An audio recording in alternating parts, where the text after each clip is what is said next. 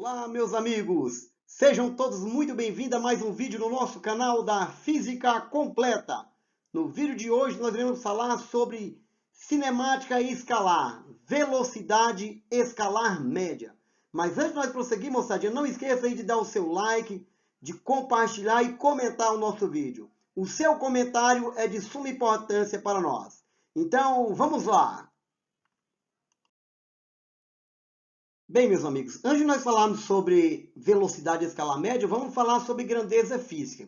Grandeza física é tudo aquilo que se pode medir quantitativamente. As grandezas físicas são divididas em escalar e em grandezas vetoriais. Então, a grandeza física escalar, para ela ficar definida, ela precisa de um número acompanhado da unidade de medida, um número real positivo ou negativo. Por exemplo, a temperatura do corpo humano é 36 graus Celsius. Então, só desta maneira ficou definido. A temperatura do corpo humano, 36 graus Celsius. Já uma grandeza vetorial, ela precisa de um número que nós chamamos de módulo, de uma direção e de um sentido. Por exemplo, a força é uma grandeza vetorial. E o que não é grandeza física? O que não é grandeza física é aquilo que não se pode medir quantitativamente. Por exemplo, o amor que eu sinto pela minha mãe. Eu não posso medir quantitativamente. O amor que eu sinto pelo meu filho. Logo, isso não é uma grandeza física. Então, que fique definido para vocês. Grandeza física é tudo aquilo que se pode medir quantitativamente. Vamos falar agora sobre velocidade escalar média. Vamos lá? Bem, pessoal, vamos falar sobre velocidade escalar média. Bom, a definição da velocidade, a velocidade ela é uma grandeza física que está associada a movimento, que vai medir o grau de variação da posição de um corpo na passagem do tempo. Ou seja, ela mede o quanto que o corpo percorreu no determinado percurso do tempo. Então, vamos imaginar aí uma pista onde nós temos uma orientação escalar, uma seta que está apontada da esquerda para a direita, onde nós temos aí os valores marcados. Então, para um determinado tempo, o meu móvel se encontra na posição 10 km. Observa aí o cronômetro. Para o tempo zero, o meu móvel está na marca 10 km. No passar do tempo, quando passar o tempo, se ele está em movimento, ele vai ocupar uma nova posição. Observa que se passaram 2 horas, ele está numa posição de 60 km. A posição que vocês estão observando aí, 10 km, que está com o cursor marcando aqui, ó, essa posição está relacionada a esse tempo. Se o corpo está em movimento, a cada intervalo de tempo, o corpo vai ocupar uma nova posição na passagem do tempo. Foi o que nós definimos lá, a questão de movimento. Então, o corpo está em movimento quando as suas posições em relação ao decurso do tempo mudar, não é verdade? Então, observa que essa posição é chamada de posição inicial, que vou chamar de S0. S0, então, representa para nós a posição inicial, da onde o móvel está partindo. E a posição aonde ele chegou, nós vamos chamar de posição final, de SF. Então, SF representa para nós a posição final. De igual modo, nós vamos chamar para a posição inicial, eu vou ter o tempo inicial. Na verdade, para cada intervalo de tempo, eu tenho uma nova posição. Então, veja que T0 é o tempo inicial. E o tempo final, nós vamos chamar de TF, tempo final. Então, se eu quero calcular a velocidade, é só eu calcular o espaço que o meu móvel percorreu, a variação de espaço, que nós vamos chamar de ΔS. Esse ΔS é o espaço percorrido, o quanto que o móvel percorreu. E o ΔT é a variação de tempo. Qual foi o tempo gasto em ele percorrer esse espaço? Se você observar, ele partiu da posição 10 km, foi para a posição 60 km. Como é que eu calculo aí o meu ΔS? O meu ΔS é o espaço final, sempre será espaço final menos espaço inicial. ou também conhecido como posição final e posição inicial. Então, dessa maneira, fica 60 km menos 10 km. Eu vou encontrar que o meu ΔS é de 50 km. Então, a minha variação de espaço foi de 50 km. E como é que eu calculo aí o meu ΔT? O meu ΔT é da mesma maneira, tempo final menos tempo inicial. Então, observa que o tempo inicial é 0 e o final foi 2 horas. Então, 2 horas menos 0 hora, eu tenho que o meu ΔT foi de 2 horas. O meu intervalo de tempo, ou seja, no intervalo de 2 horas, ele percorreu uma distância de 50 km. Então, substituindo os valores encontrados na fórmula matemática, eu tenho 50 km dividido por 2 horas.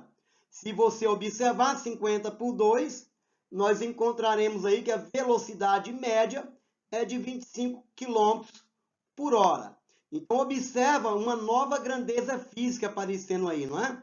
Velocidade. E uma nova unidade de medida. Observa que a unidade de medida está em quilômetros por hora, ou seja, a cada hora que se passa, esse móvel percorre uma distância de 25 quilômetros.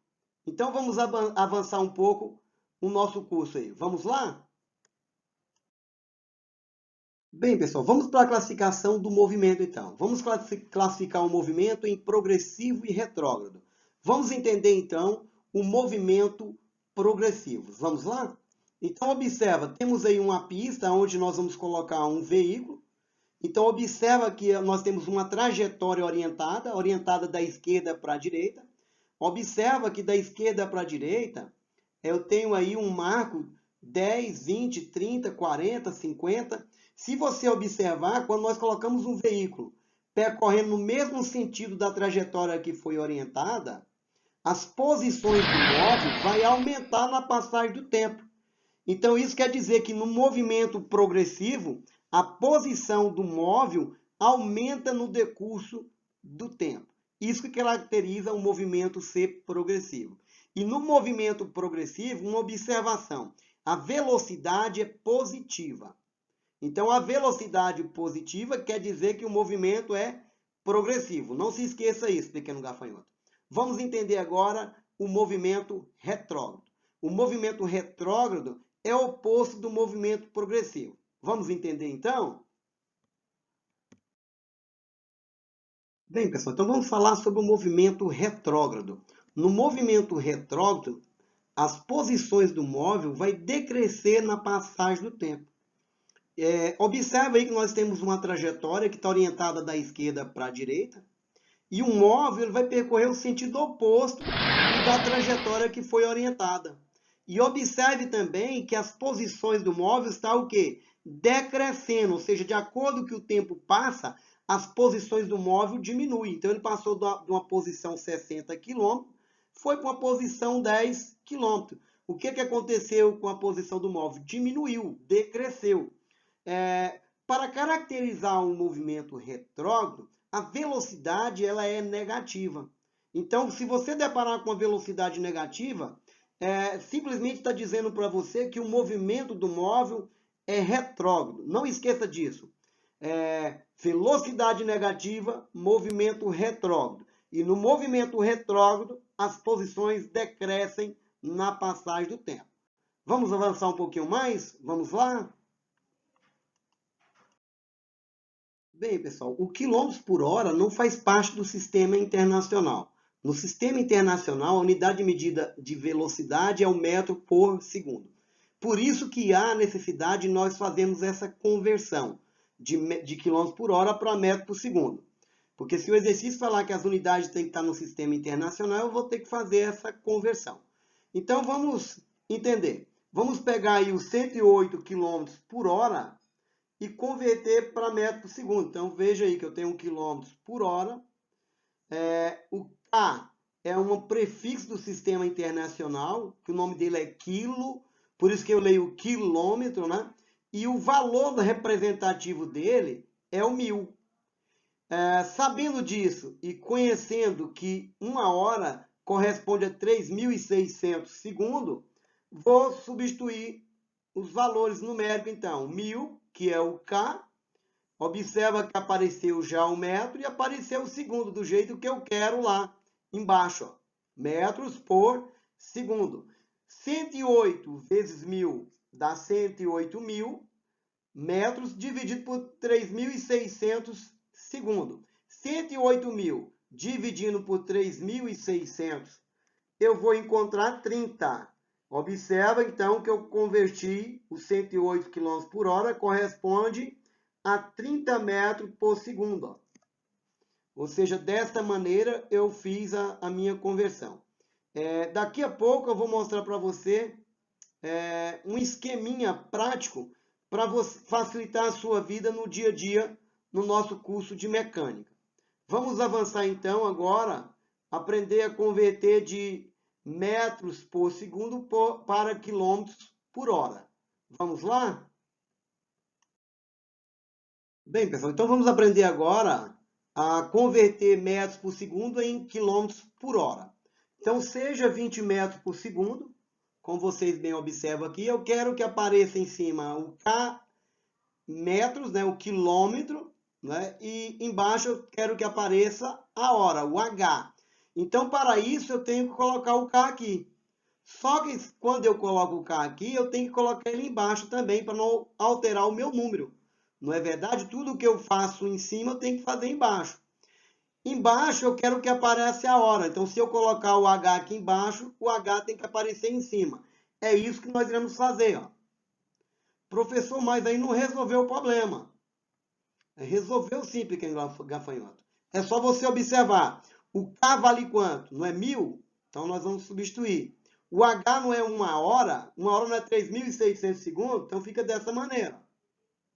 Observe, então, que apareceu o quilômetro e apareceu a hora. O segundo com o segundo aqui, ó, pode ser cancelado, cortar.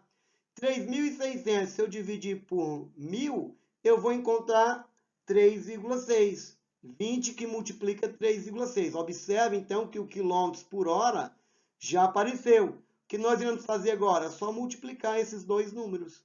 O 20 multiplicado por 3,6. Multiplicando 20 por 3,6, eu encontro 72 km por hora. Isso quer dizer que 20 metros por segundo é igual a 72 km por hora.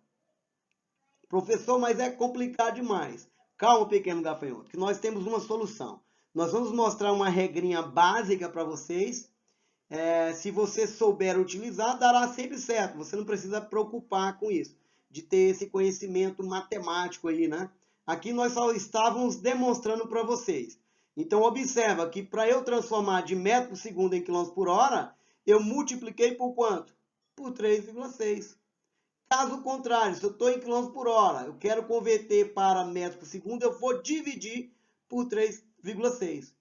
Então, nós iremos mostrar para vocês um esqueminha prático que vai facilitar a sua vida no dia a dia, no nosso estudo. Vamos lá? Bem, pessoal, então vamos para a nossa regrinha prática, né?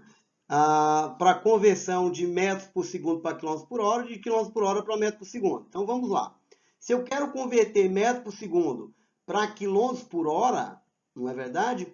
Eu tenho que multiplicar por 3,6. Foi o que nós fizemos anteriormente.